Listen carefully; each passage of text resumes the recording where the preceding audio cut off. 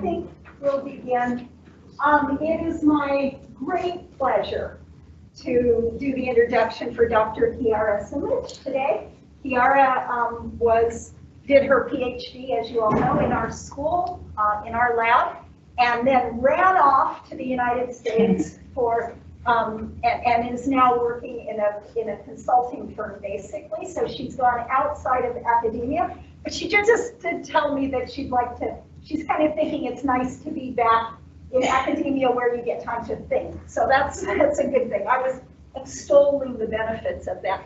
Chiara started her Timor journey in 2015, I think it was, when she did honors working in Osu, which is a mountain village in Timor, the hardest place to work, I think, of our sites, and where she worked on demographic issues, fertility, child deaths, etc., looking at different cohorts of women relative to occupation and liberty in the country.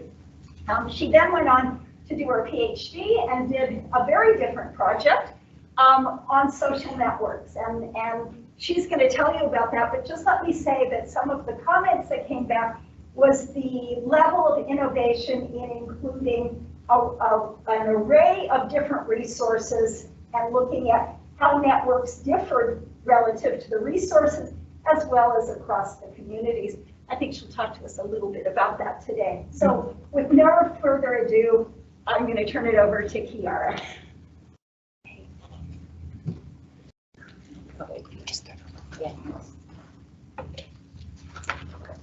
All right, hi everybody, and as Deborah just said, I'm going to talk to you about my thesis, where I characterize the social networks in rural East Timor, or Timor-Leste in a local language, and their influence on Timorese children's growth. Okay, no worries. Yeah, okay. So firstly, why are social networks and the cooperation that they capture important? Why are we interested in studying them? So cooperation is quite a well-established phenomenon in human behavioral ecology, and social relationships facilitate the transfer of resources. Is that automatically? Yeah, okay. It's facilitating so social relationships facilitate the transfer of resources, which can lead to more flexible energy budget for the organisms involved, and for humans, and for other organisms, but I focus on humans. So for humans, this has implications for the evolution of their life history. So for example, the circle here represents the energy budget of a human or an organism. And if this person were to be given, for example, food by another person, then the energy budget that they have to spend on the basic life functions would increase. So that demonstrates the flexibility that these social relationships facilitate. So sharing has been observed for a number of different resources, including food, labour, seeds, childcare. But there are very few studies that investigate more than one resource type at a time. And sometimes these social relationships, it is coming up automatically. We can refer to them as transfers. Goodness. So, but it can be costly to decide, so it can be costly to share. So how do you decide who to share with? So there are two main evolutionary explanations for sharing, and these are kin selection and reciprocity. So kin selection basically sums up the idea that mutually shared genes discount the cost of sharing due to inclusive fitness benefits. So the more related you are, the larger the discount. And this has been observed in horticulturalists and hunter-gatherers for a number of different resource types. But what about if you are not related? So because sharing incurs a cost, the benefit of sharing with unrelated individuals only occurs if this sharing is reciprocated. And this only happens then when the cost is low and the probability of repayment is high. So this idea of the probability of repayment leads into some approximate explanations of sharing. So if you live physically close to somebody, propinquity, then the probability of interaction is higher, and therefore the probability of repayment is higher.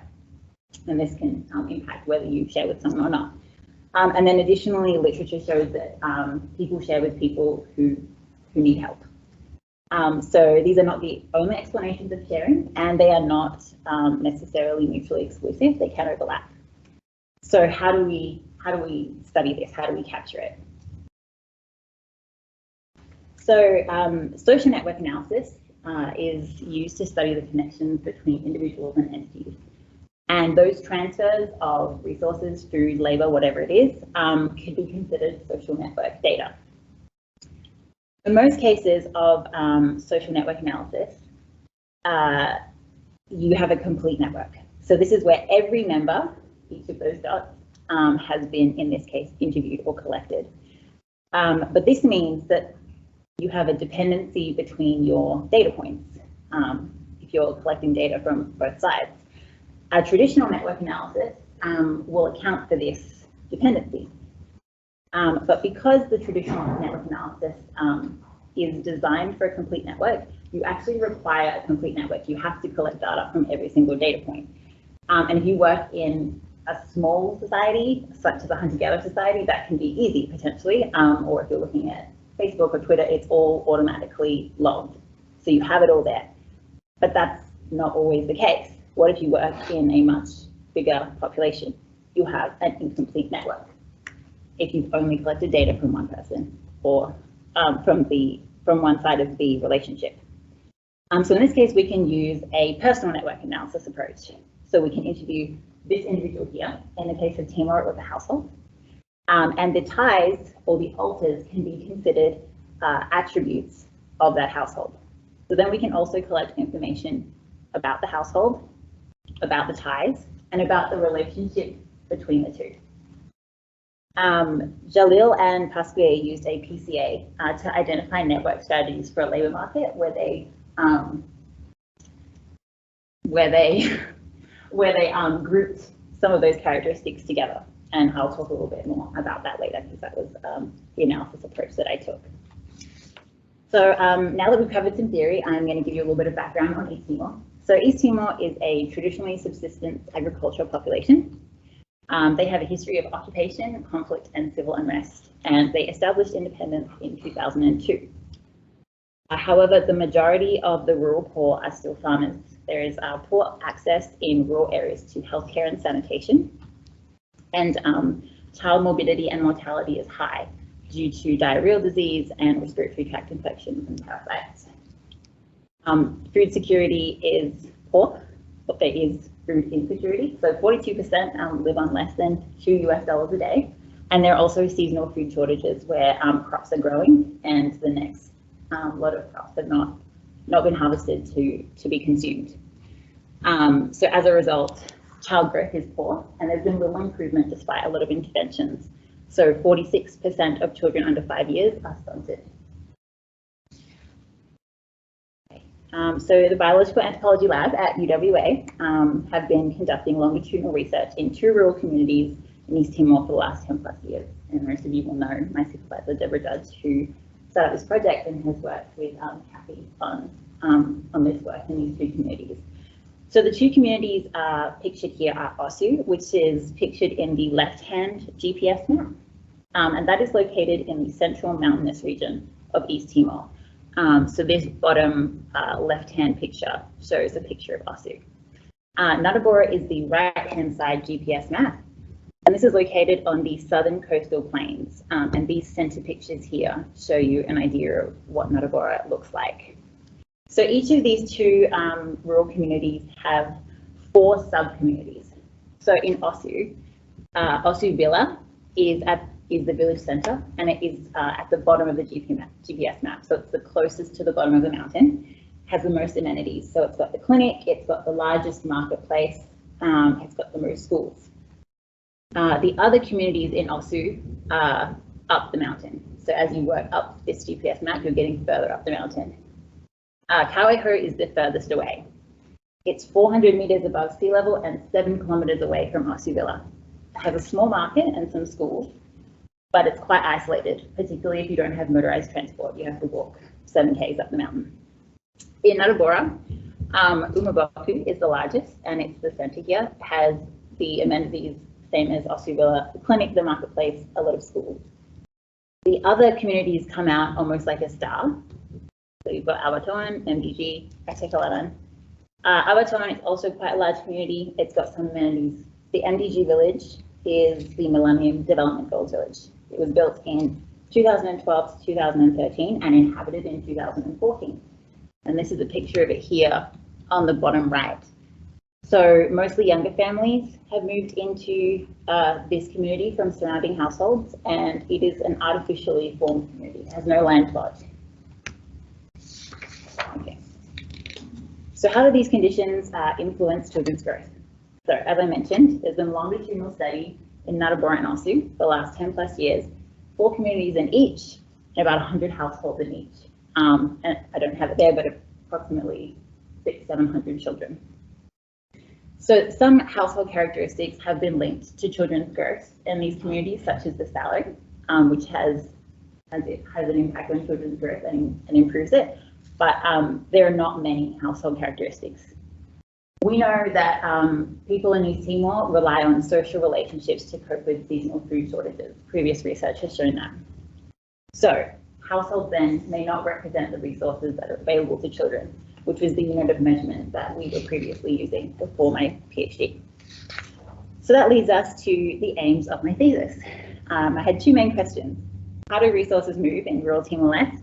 And how does the movement of these resources impact children's growth? And then sub-questions. How do the resources move in the post-harvest versus the post-rain? So there's resource scarcity. And then Narrabri compared to Osu. And moving on with the impact on children's growth, how does it contribute to children's growth, again, across the 2 seasons and across the 2 communities? Okay, so data collection occurred in 2 main buckets. So firstly, September to November 2016, which was post-harvest, and then April to June in 2017, which was the post-rainy. Both times, data was collected by a recall interview. So our standard interview is to ask households about their demographic makeup. That is, who's in the household, how old are they, how are they all related to one another. Secondly, we asked households about their current resources, such as their salary, the crops they grew, the animals that they owned. And then we would measure the children height, weight, mid-upper arm circumference, and for children under 7, their head circumference. To answer my questions about social networks, I added some additional questions to our interview. So I was asking households who they had shared the following resources with here: food, labour, livestock, seeds, money, childcare, etc. Over the last month, either that they had received those resources from or that they had given those resources to, who the person was.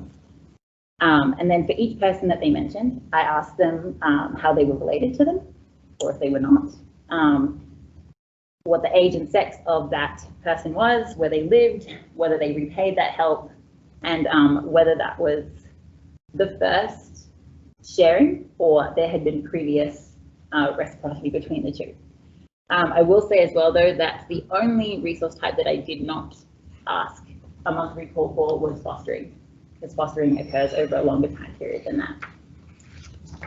Okay, this is just to remind you where we are. I'm focusing on the first aim for this set of results coming. So these are the descriptive statistics to begin with for Narrabri households and Osu households. So the main takeaway that I want you to take away from this is that Narrabri households share more than Osu households. So you have the total here for each of the field sites.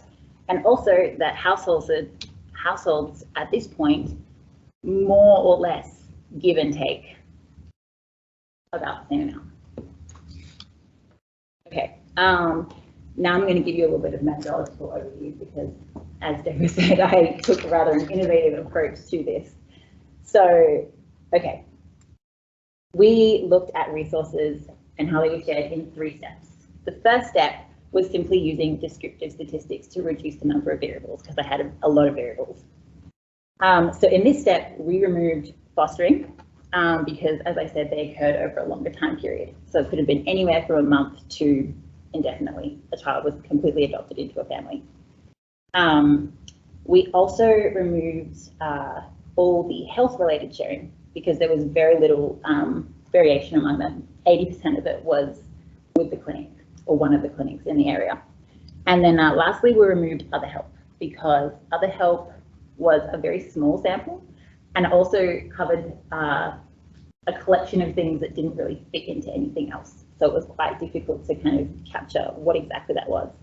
So all of those were removed, as well as any transfers that were with an institution, because the basis of the relationship is likely to differ from household to household sharing.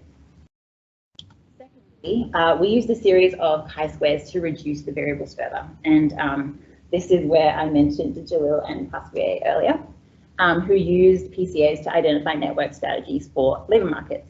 So that's what we did here by grouping my alter characteristics together. And then thirdly, we took the analysis one step further and looked at how the resources mapped onto those groupings of alter characteristics using a series of linear mixed models. And we'll go more into detail of how that worked. Okay, so this is the same table from before, and I'm bringing it up because we removed those 3 different resource types and the sharing with institutions. So we still find that Nutabora households share more than Aussie households. However, what changes now is that households are biased to remember what they gave compared to what they received. So they report giving more than they do receiving, which is kind of interesting. Okay. So this is the step where we then looked at the chi-squares, the series of chi-squares. So we looked at these to determine how resources move, how resources moving varied across the resource types. So we did this separately for Nutabora and Aussie. We looked at whether the variables had a p-value of more than 0.1, and if they had a relationship of that, they were excluded from the next step of analyses. So in Nutabora, the resources that proceeded to the next stage of analysis are in green, so you can see them here, and the excluded variables are in red. And then in Aussie the same. And as you can see, it's almost exactly the same variables that will be included for each community in the next step of analysis. Ready. Okay, so this is where we grouped our alter characteristics into sharing strategies using a CAT PCA. So I've been previously talking about a PCA. A CAT PCA works very similarly to a traditional PCA, but a CAT PCA allows you to put in ordinal and categorical data as well. A PCA will only let you use scale data. And a CAT PCA will also let you impute missing values with the mode. So it meant that I could keep more of my data. Or can you tell people what a PCA is? Oh, a principal components analysis. Sorry. So then this is a categorical principal components analysis. Okay, and then the result of a PCA or a CAT PCA is that it gives you a number of independent components that summarize the variation across the variables within that component. So this was an iterative process of fitting the number of components, and there are a number of steps that that guide you. So this is where I'm going to talk about now what's on the screen. One of these is that the number of the category of the variables. Sorry. One of the steps that guide you is that the categories of variables and the way that they interact with other variables, if it's the same, you can merge categories. So that's basically what happened here with these 2 variables. They merged into 1 variable, and my respondent community, rather than having 4, I had whether they lived in the MDG or they didn't. So this is the list of variables we began with, and these are the 2 that changed form. Additionally, variables that are not strongly associated with one of the components drops out of the model. So these are my 2 red variables here. So in Nutabora, the sex of the respondent and the sex of the alter was irrelevant. And then in Aussie, the same. So I had the same variables merged to create my propinquity one, but I had 2 different variables drop out. So the relative age and whether the sharing event was expected to be reciprocated. All right, so now some results. So as I mentioned, the output of the CAT PCA gives us variables that group together. and explain a percentage of the variation in how households share resources. So essentially a resource sharing strategy. Okay. So, okay. The first sharing strategy in both Natabora and Osu is sharing with kin. So this is exactly what we would expect based on the literature that I gave you at the beginning. So in Natabora, this component or sharing strategy explains 26.6% of the variation in sharing. And it included the variables whether the alter and household were related or unrelated, and then within related people, how related they were. And these two bold numbers here show you the strength of correlation of those variables to the component.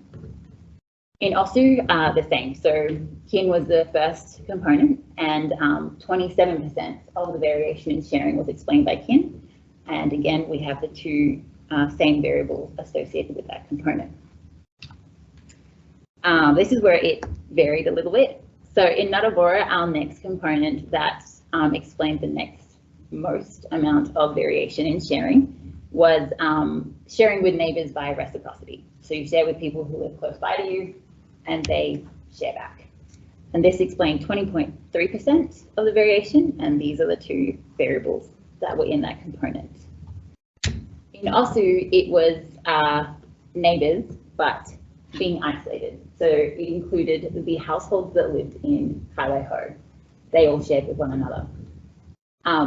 This explained 22% of the sharing variation in Osu. Our third strategy in Natabora was that young MDG receivers explained 18.6%. So this was where the respondent was younger than the alter and they lived in the MDG. They were more likely to receive resources from somebody else. So men shared with men was our last component. So that explains 19.3% of the sharing in Osu, which kind of makes sense because they are patrilineal. Alrighty, so before we move on, key features of sharing in Timor. So both have kin as their sharing strategy that explains the most variation. Both have a sharing strategy to do with the geography of the community. So in Natabora, this was resources moving into the MDG from older givers. And in Osu, this was the households in Kaiwaiho who are furthest away from the village centre share amongst themselves. This is where it splits. In Natabora, people share with those who share with them. So neighbours share with each other. And in Osu, men share with men. Alrighty. So now we're interested in which resources do households share through each of these strategies. Okay, so how do we do this? Basically, we did a series of linear mixed models where we regressed the CAT-PCA score here as the dependent variable and looked at the association of a sharing event with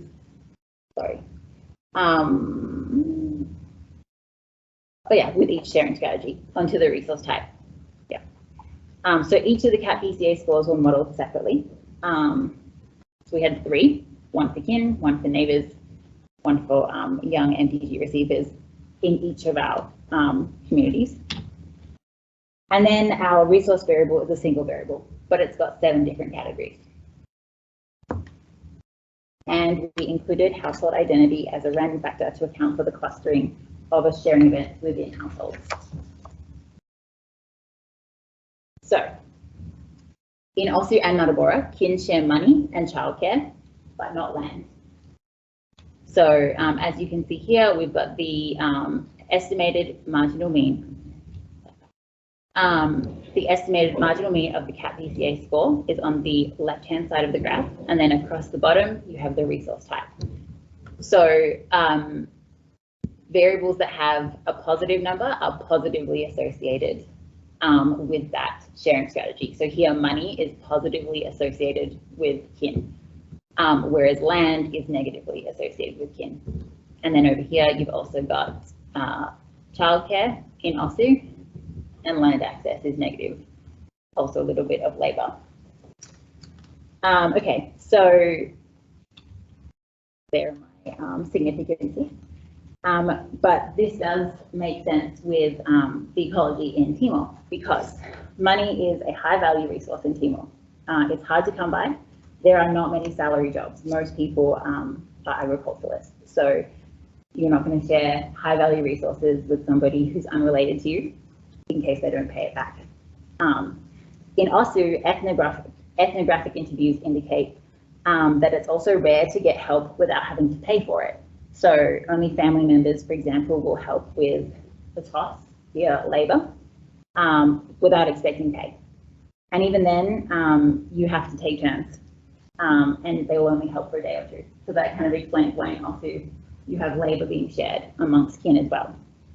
Additionally, letting someone unrelated care for your child could be risky because that's your genes that are being passed on. So this could also explain why childcare is associated with kin. You don't want to be risking the next generation potentially with someone who's not going to look after them well. Okay, so now we're moving on to sharing strategies based on geography. So in Narrabora, young MDG residents receive land and land use. So as I mentioned earlier, and they don't receive money. As I mentioned earlier, the MDG is an artificial community. So families move in from the surrounding communities. They're usually poorer families or families that are too large to fit in the current household. So I'm explaining that they don't share money here simply because maybe they don't have the money to share if they're poorer or too large to support that size of family. Additionally, I mentioned they don't have a land plot. So land is essential for livelihood in East Timor. So this may be an example of need-based sharing. So even when you move out of the family household, you're retaining access to family land despite the physical isolation. Alrighty, and then in Kaiwaiho, households share agricultural resources with their neighbours.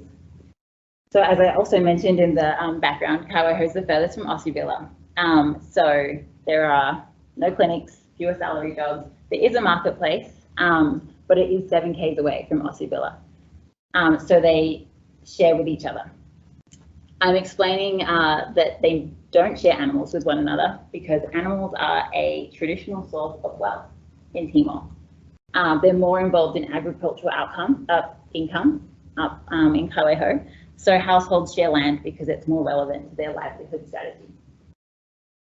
And then linking up to the top there, travel is difficult. So the households cooperate with those who are close to one another. Neighbours in Narrabora share food and labour by reciprocity, but not livestock, money and childcare. This one's easier to explain because it is consistent with the ecological literature. So food and labour are the most often shared resources through reciprocity. And this is because it is often used to offset nutritional shortfalls in daily foraging. So you don't have food one day, someone will give you some, the next time you have some, you give some to them. And for agriculturalists, field labour is part of that foraging effort. You don't necessarily go out and look through, the food is there being grown. And then in OSU, male networks share land, labour and animals, but not childcare. Again, this one kind of fits with what we'd expect for Timor because modern agricultural technology is rare. So agricultural work requires male labour. Women do a lot as well, but they also do a lot of the childcare. So there's a constraint for them. Or you require animal labour. In OSU, we know that it's patrilineal. So land and property is passed from father to son.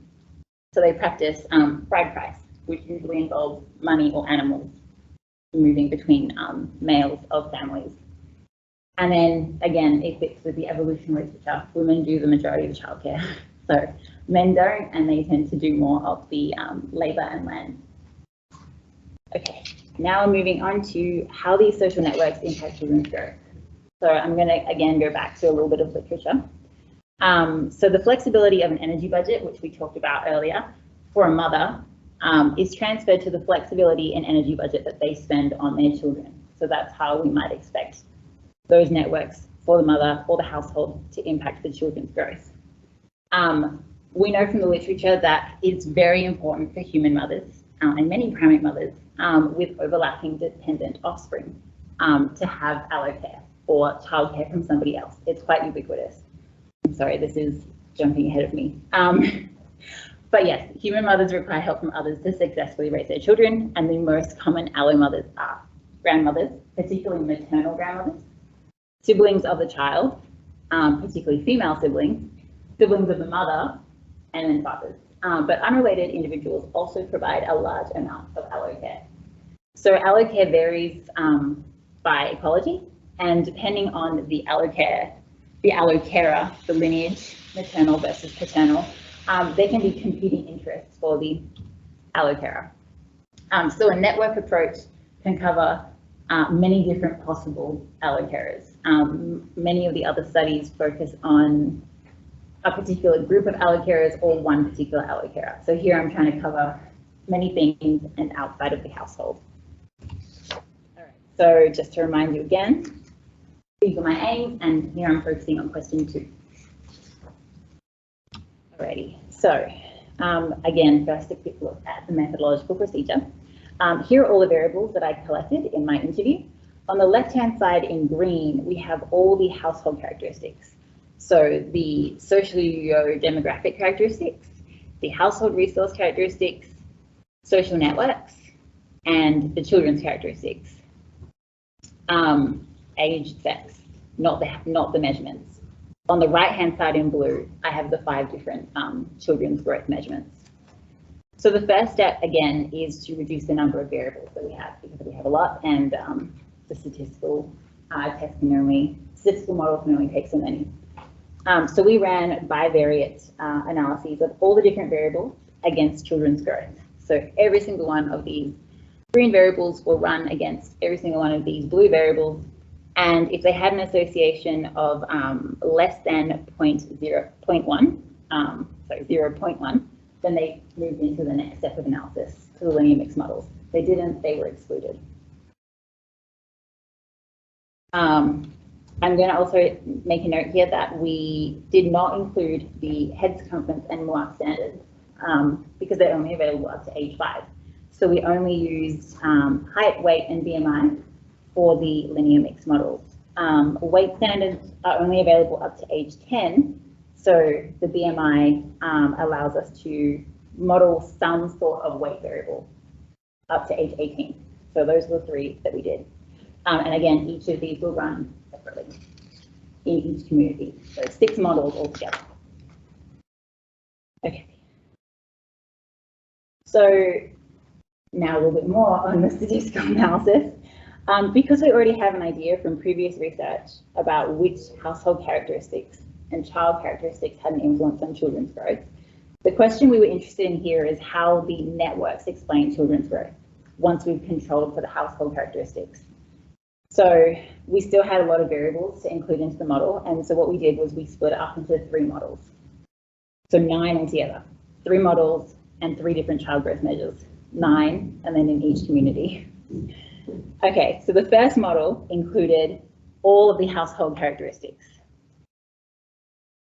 Socio-demographic, household, and then obviously the children's one in every single model. The second model included the network variables. We then took the significant variables from each of these 2 models and put them into a third model. Okay, we included the household as a random effect to account for child clustering within each household, and we used a backward stepwise approach. So that means that we included all the variables and then we removed each significant one. So we did that for the household model, and then we did it for the network model. Then we added the 2 combined significant variables into the combined model here. The results following, for brevity, and since the impact of social networks is the only thing of interest in this thesis, I'm only going to focus on the social network results, so models where the social network is present, after controlling for household and child characteristics. So everything further, you won't hear any more about household models, but that's just to give you an idea of how we got to where we are. Okay, so this slide summarizes the network variables that significantly impacted at least one of the 3 measures of child growth in each of my seasons and in each of my communities. So here we have network characteristics that impact child's growth in the network model or the model where it's combined. Just to remind you again, no household characteristics here.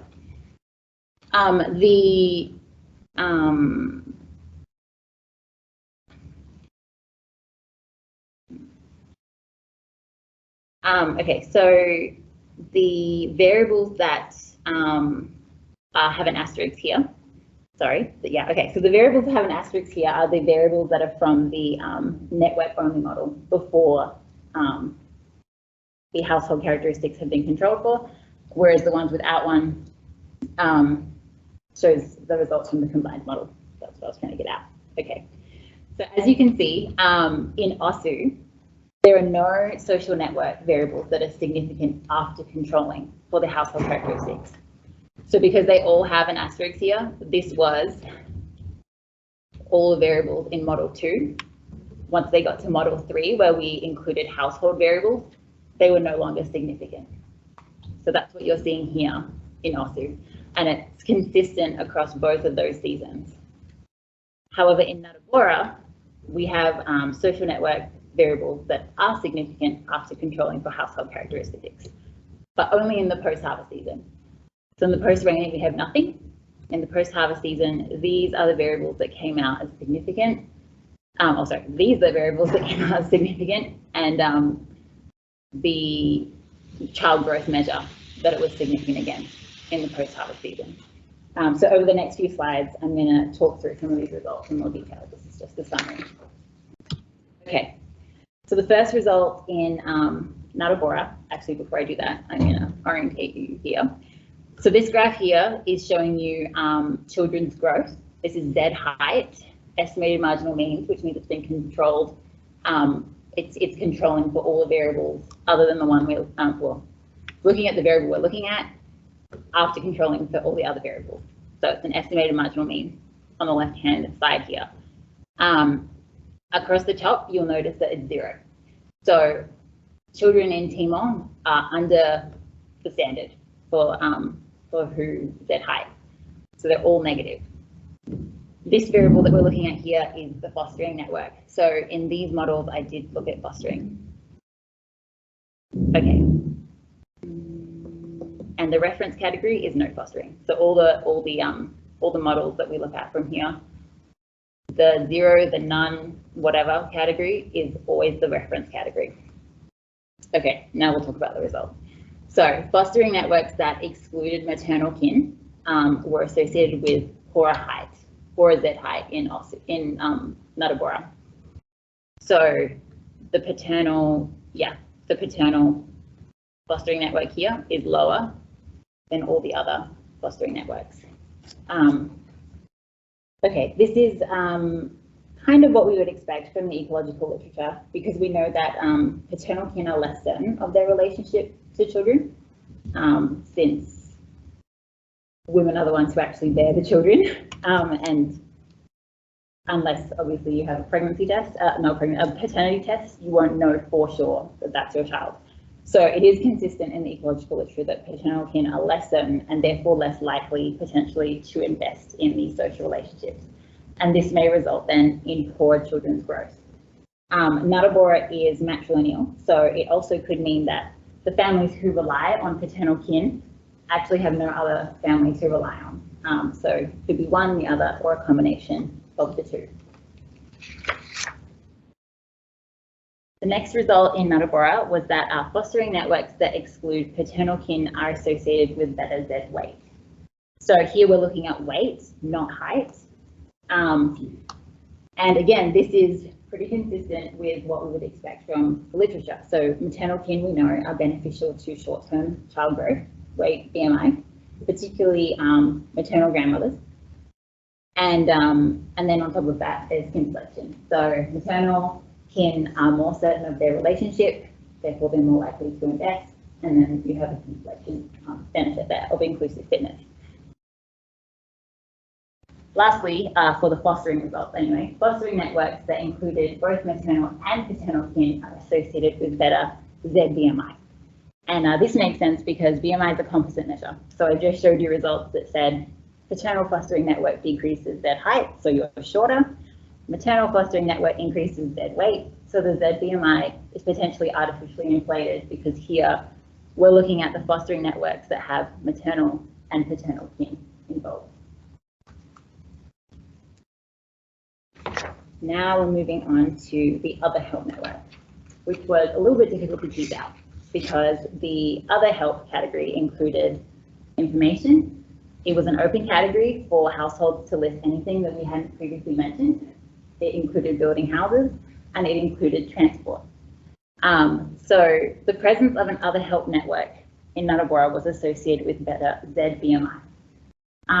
We also know that more than half of the other help involved government and NGO programs. There's a little bit of research to show that nutrition sensitive programs, so programs that don't directly go out to impact children's nutrition, but indirectly impact children's nutrition, so they can improve children's growth. So things like cash transfer programs and agricultural interventions. So it could be then that the NGO programs are somehow indirectly impacting children's growth here and improving their ZBMI. And I believe Nuttawbora also has quite a long history of work with NGOs. So it makes sense for the context that we're finding this result in. Alrighty, summary and conclusions. So social networks in Timor-Leste reflect evolutionary and ecological explanations. So we know that sharing reflects the evolutionary explanations with kin. So kin share high value resources, money and alocare in Nuttawbora and Osu. In Nuttawbora, we also see that resources that offset daily living constraints, such as food and labour, are shared with neighbours and through reciprocity. Sharing also reflects ecological factors. So land moves through a need-based sharing in MDG and Kaweho households, or appears to. And in patrilineal Osu, land and labour are exchanged among males. So how do social networks impact children's growth, and what might this tell us about the evolution of human behaviour? So there is more sharing in Nuttawbora than Osu, way back in the descriptive stats that I showed you at the beginning. And we know that social networks affect children's growth independently of the household characteristics and the child characteristics, but in Nuttawbora only, not in Osu. The relationship that we see in Nuttawbora shows that the effect of the kin organisation of social networks on children's growth reflects what we would expect to see from the evolutionary literature. So we know maternal fostering networks in the literature improve children's growth, and here they improve children's weight for age. And paternal fostering networks are detrimental to children's height for age here. And we can see from the literature that's often the case as well. We also know from the literature that matrilaterally biased cooperative breeding, matrilaterally biased cooperative breeding is prevalent in the evolutionary literature on sharing. And previous research, I know what I was going to say.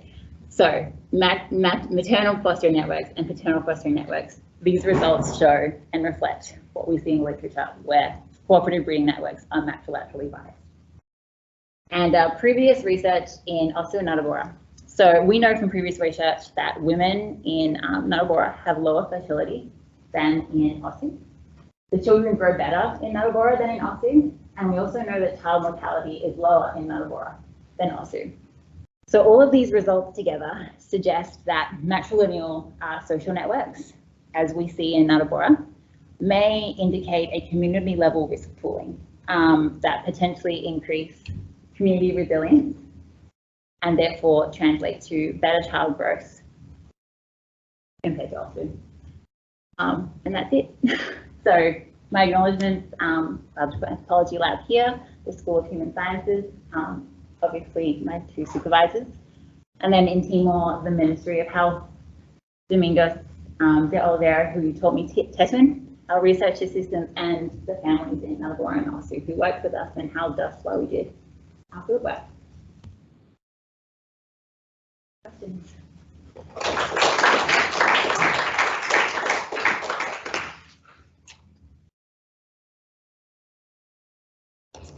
Chiara, I'm just wondering, what do you think is the mechanism behind those reciprocal sharing relationships? Do people keep tabs of how much they gave and how much they received? Or do you think everything is just based on friendship, especially when sharing is done with neighbors? So I didn't actually have space to put it in the presentation here, but in my thesis, I do talk a little bit about how in Natabora, where we do see reciprocity, it may not be necessarily that people are keeping tabs on it, but that there is, I've forgotten the term now, but essentially that, my goodness, I've forgotten the term. Not that you keep tabs, but basically because the previous person has shared with you, you pass on the sharing. Indirect. Indirect? Is it indirect reciprocity? And then there's a term for, I'm sorry, it's been a year since I wrote that. Tit for tat, or? No, it's not tit for tat, no. So my argument was that it's specifically not tit for tat, and it's generalized reciprocity. General, that's the term, yeah. So because everybody shares and knows that other people will share with them, they're more likely to basically pass it on. Whereas in OSU, potentially there is more of that tit for tat kind of relationship. I think I mentioned so even like with labor, within families in OSU, we were told, or I was told by families, you know, no one's going to help you to do that. Family will help you, but they'll only help you like for a day or two, and then you have to pay them. And anybody else who's not family, you still have to pay them for that help. So there's much more of that expectation of like, I'm keeping a tag on what you've done for me, and I'm only repaying in kind. Whereas in Natabora, it's, yeah, everybody's considered family. Everybody does everything for everybody. And so there's much more of that, I guess, I'm not sure what the technical term would be, but I guess almost that community feel of like the village raising the children, to put it in more lay terms. But yeah, so I hope that answers the question. More of a culture of sharing. A culture of sharing, yeah. Yeah, it's much more generalized than Natabora. And then obviously the children grow better, so that's interesting. Following on from that, I've got another question I'll ask you in a minute, but following on from Sumach's question, is Natabora more religious than OSU? I don't think so. Actually, I would say maybe less. Maybe a little less. Maybe less. Because you just wonder if cooperation is faith-based. I don't think so. I mean, what do you think, Chiara? I don't think so. No, I think it's more of a, I don't want to say like geographic cultural thing, but simply because they're separate communities. But like in Natabora, they literally say like everybody is your family, like all the way back generations. And in OSU, there's just not that sentiment. And then with the religious thing, I would actually say like, I said probably less in Natabora, because even though there is the Catholic Church in both places, OSU is almost more rigid in their family structure, I guess, and Natabora we're more likely to see like single mothers and very, what's the word?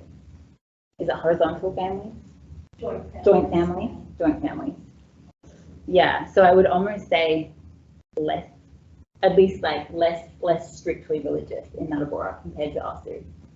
So I don't think it's a religious thing. No. We go to Silvana, we've got her hand up, and then we'll come back for your other question. Thanks, Chiara. That's really interesting. There's a photo that you showed at the beginning of the households, and I just wondered if there any difference in the type of household. So you showed photos where it looked like there's a long house type of structure, and then another one where there was sort of single huts. And I just wondered, is there sort of density of those two different types of houses? I don't know if the density would be different. I think it mostly varies on the economy of the household. So a lot of the much poorer households are more likely to have those more hut-looking households. Whereas I think as they kind of move up, for want of a better word, like the socioeconomic ladder within Timor, they're more likely to have the bigger, more like long households. And then even, especially in OSU, I noticed the second time I went, much more cement brick households. Yeah, so, but I don't think the distribution is that different. Maybe a little bit more in Aussie. I just wondered if there was Yeah. any sort of interaction with a long house type structure. Oh. Some of the ones. No, I don't think so. Single households, I think. Yeah, and they live, like, yeah, everyone's kind of in everyone's business. They all live very close to one another, and I don't think it really, I mean, obviously the people you live with, but no, people are always at each other's households in both communities. It's very common that we'd go and we'd interview one household and the neighbouring household would be there, and we had to go interview them too, so we do them both at the one house. Yeah.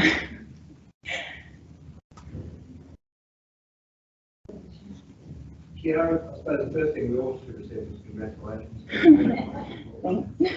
I think it was your third study where once you controlled the household characteristics, a lot of the social effects disappeared. Yeah, in You might have Aussie. said it. What sort of things are in the household characteristics?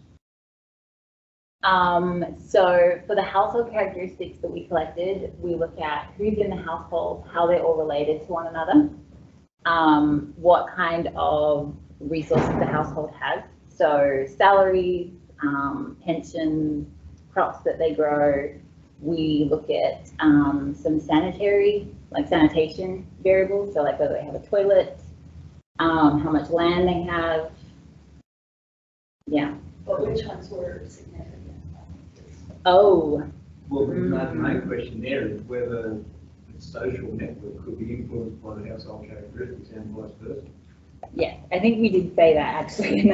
Yeah, again, I don't actually have that here because I didn't include the household variables, and I'm trying to remember back. But I do believe in OSU, we made the argument that somehow potentially, yeah, the household variables are influencing how the social networks are formed, or that that they somehow overlap, so they're not actually maybe complete.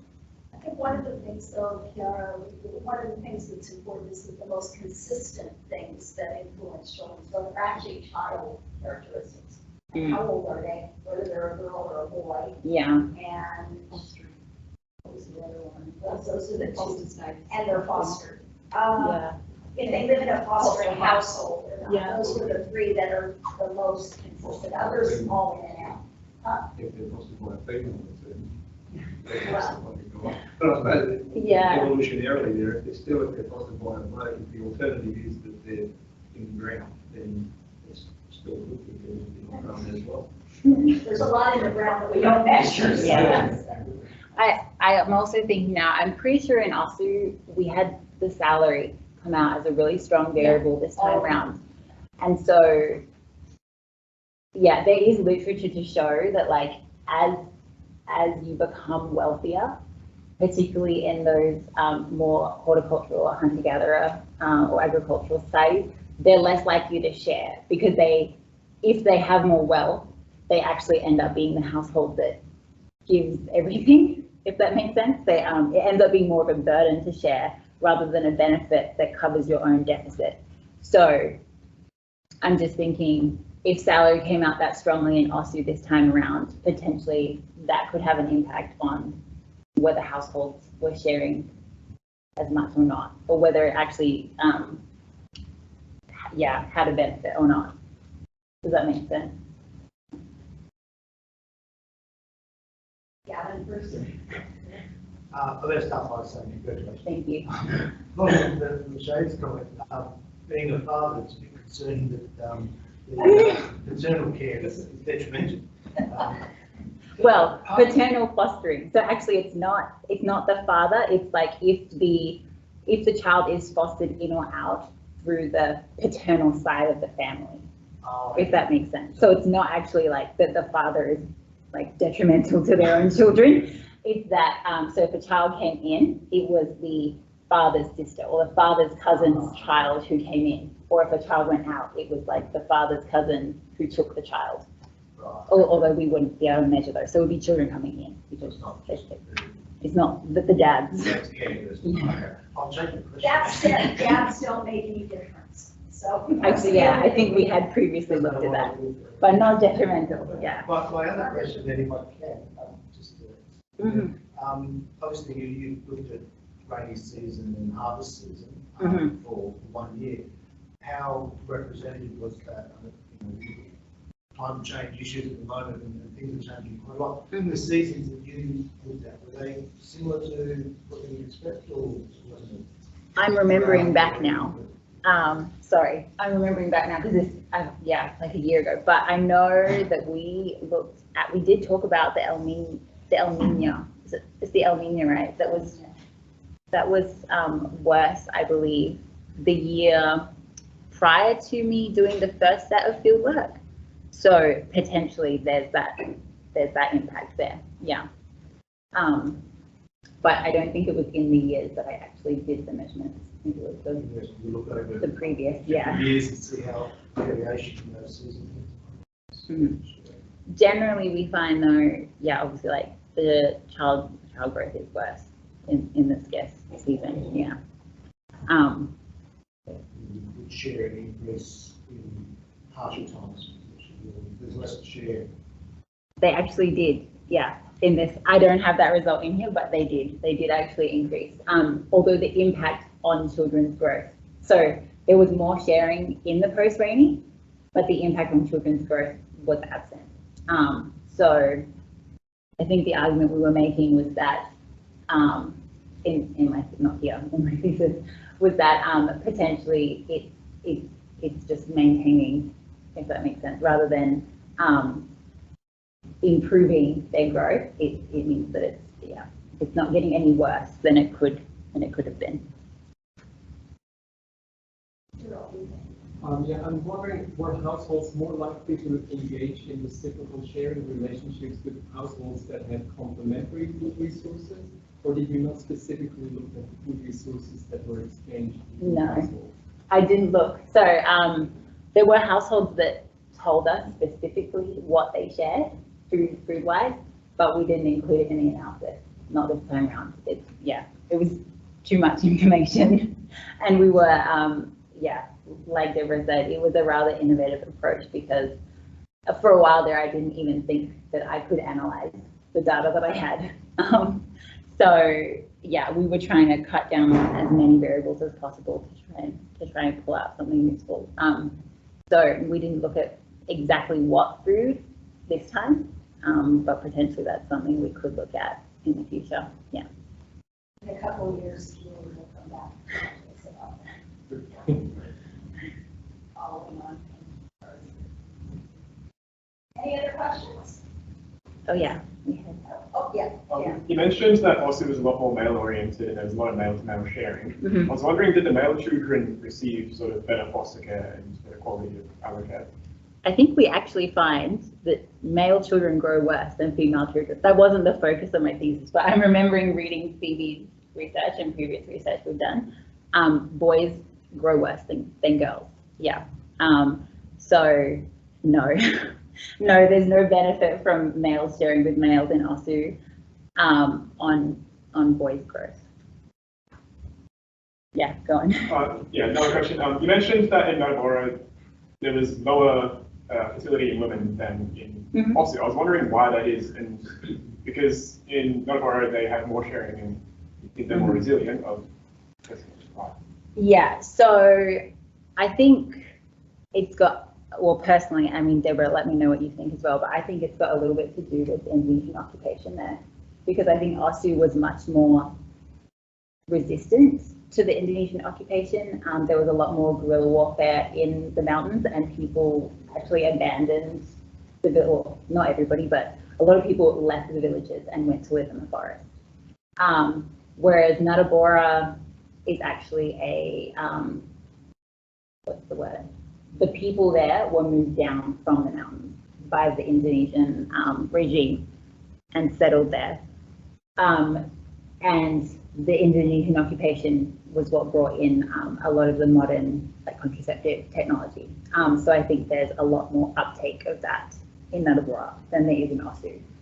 I mean, that's the more ecological reason, but from an anthropological perspective, there's also like a fast versus a slow life history. I don't know if you're familiar with that, but the idea, I guess, is that you can either have lots of children and invest slightly less in each child, And that tends to happen in organisms where there's very high mortality and the probability of being able to pass on your genes in the time that you have is lower. So it's a faster life history, whereas a slower life history is, you know, times are good, there's time, we'll have children more slowly, we'll have fewer children. I mean, obviously it's not like not a conscious thought process of the person, maybe the person, but the organism. But you invest more than in each child. So I would argue probably that there's a combination of the two there. There's that cultural aspect of like the difference between Ossia and Natabora and how they experience the Indonesian occupation. And then on top of that, obviously there's like the overlying like evolutionary explanation, which is a little less conscious. It's what we observe happening depending on the ecological pressures. Does that make sense? Cool. And does it answer the question? Yes. Okay. If that's all the questions, I'll turn it over to Silvana. You can ask me after. Chiara, well done. Congratulations. I showed what others have said. It's a fantastic effort. My understanding is that this is one of the few, if not the only, examination of sharing the resources in an open network. I think that's right. Is that right? Yeah. So fantastic. Thank you. And also, you know, I know you've learned new language, Catherine, but it wasn't just about learning that. You also actually did your field work in the language, which is an incredible effort to do that. And clearly you really formed a bond with lots of people there, because apparently there's a couple of kids running around the villages with your name. So And my mum's. Yeah, It's long with my mum's name.